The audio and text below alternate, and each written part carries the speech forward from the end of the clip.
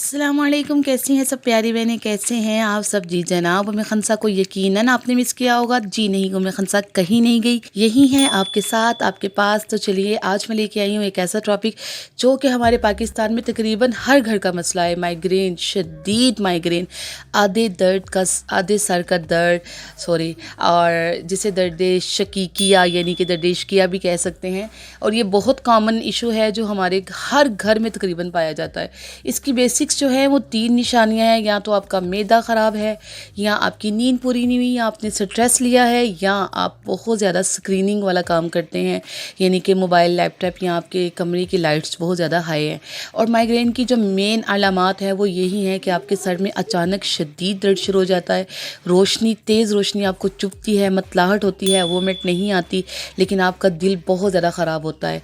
और बीपी इससे बिल्कुल अपोजिट है। अब बीपी का इसके साथ कोई लिंक नहीं है।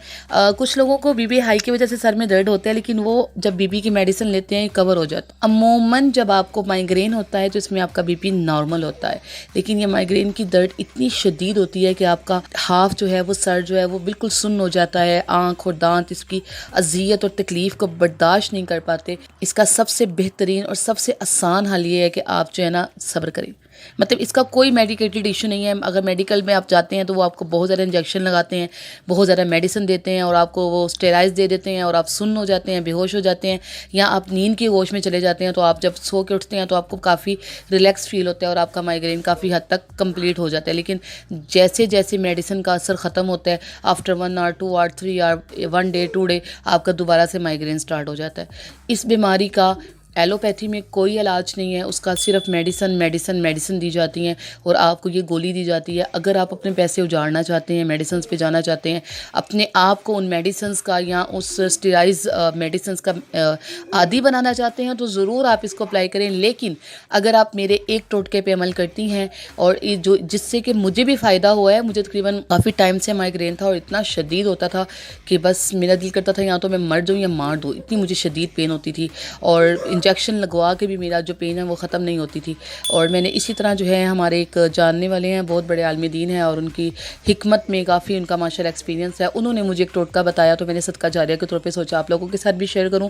बहुत आसान टोटका है, कोई इसमें मुश्किल वाली बात नहीं है।